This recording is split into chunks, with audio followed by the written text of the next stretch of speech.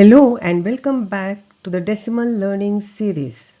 In today's lesson, we'll explore like and unlike decimals, learn how to convert unlike decimals to like decimals, and understand their real-life uses. In our previous video on fraction versus decimals, we discussed how fractions and decimals are two ways of representing parts of a whole.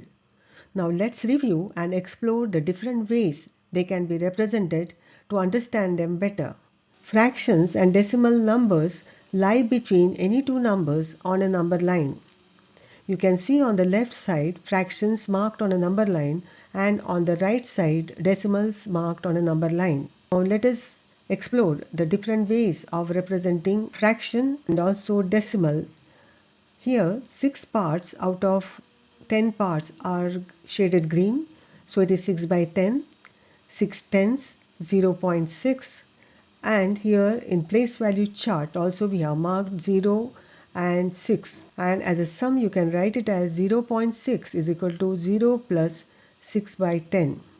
Now the second example, 3 parts out of 10 parts are shaded green, that is 3 by 10, and 2 full parts are there, so it becomes 2 3 by 10, 23 tenths, 2.3, that is 2 ones and 3 tenths, which is equal to 2.3, and as a sum you can write it as 2 plus 3 by 10.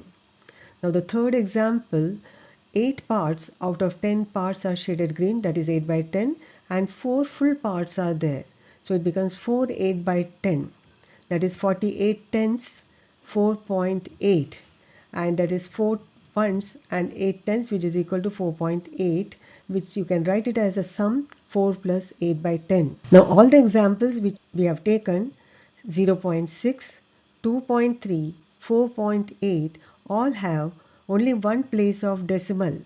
So the decimal numbers with one place value of decimal, and what are they called? The answer to that you can find here.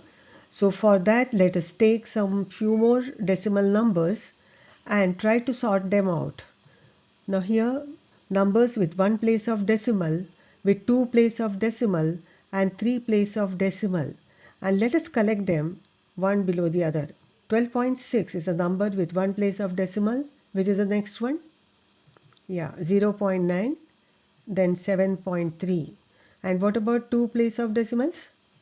9.54, 16.08, 632.27, and with three places of decimal, 0.295. A number after decimal is read like that, 0.295, 6.314, 23.537, 12.6, 0.9, 7.3 are numbers with one place of decimal, and the next lot is with two places of decimal, and the third is with three places of decimal.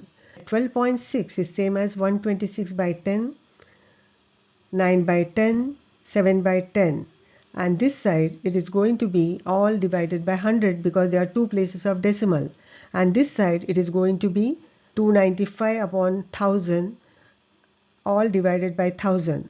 Now these type of numbers you have learned in our chapter on fractions, that the numbers with the same denominator are called like fractions.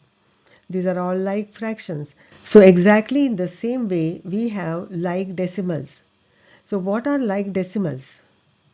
Decimals with the same number of decimal places are called like decimals.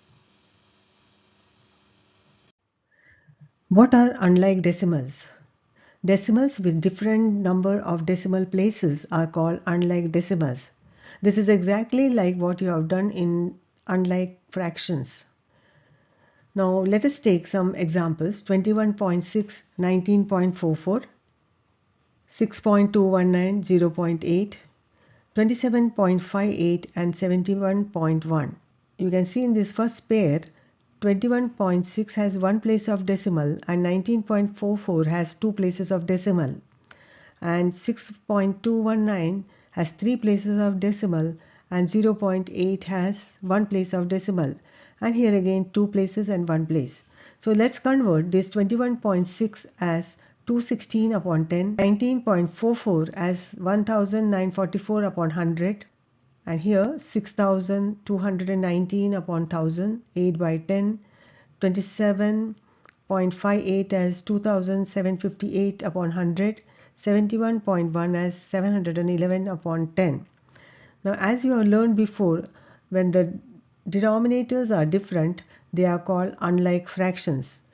Exactly in the same way, numbers with different number of decimal places are unlike decimals.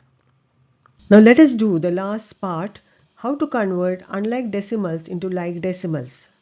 It is very important to learn how to convert unlike decimals to like decimals.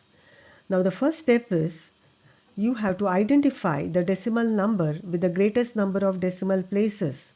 And step 2, you have to add extra zeros to the other decimal numbers to match the decimal places identified in step 1. Now let us try to understand this with an example. The numbers 3.5, 4.23 and 2.001 are unlike decimals because 3.5 has one place of decimal, 4.23 two places of decimal, and 2.001 three places of decimal. So what have you to do? First step is identify the number, which is the number with greatest decimal places, 2.001. So what is the step 2? You have to add extra zeros to the other numbers to match these three places. You have to write 3.5 as 3.500, 4.23 as 4.230 and 2.001 as 2.001 itself. What have you done here? You have changed the unlike decimals to like decimals, and the like decimals are 3.500, 4.230, 2.001. Now let us do one more example, example 2, and here the numbers are 4 numbers, and step 1 you know which is the number with maximum number of decimal places. It is 12.345, and so in step 2 you have to add extra zeros to the other numbers to match 3 decimal places. So here you get all the numbers with the same number of decimal places after adding zeros. So conclusion is you have converted unlike decimals into like decimals, and the like decimals are 0.700, 12.345, 8.900 and 5.000. Now you have understood the difference between like decimals and unlike decimals. Now how are they useful?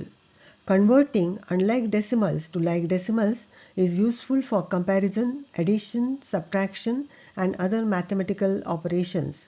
We shall be learning all this later. It avoids confusion and helps maintain precision and accuracy in calculations. For comparison, I'll explain to you how is it useful, but later we'll be doing in detail this topic. When numbers have the same number of decimal places, it is easier to compare them directly. For example, if you have 3.5 and 3.56, it becomes simpler if you write 3.5 as 3.50. So 3.50 and 3.56 you can say which is greater and which is smaller. It is useful for addition and subtraction. To align numbers correctly for these operations, they need to have the same number of decimal places. That we'll be doing in detail in addition and subtraction of decimal places. So adding 4.2 and 3.56 directly can cause confusion. So we'll write instead 4.20 plus 3.56. If you have learned something new, drop a like and let me know your thoughts in the comments. Stay tuned for weekly test paper 3 and don't forget to subscribe for more math lessons and to get notified when I post my next video.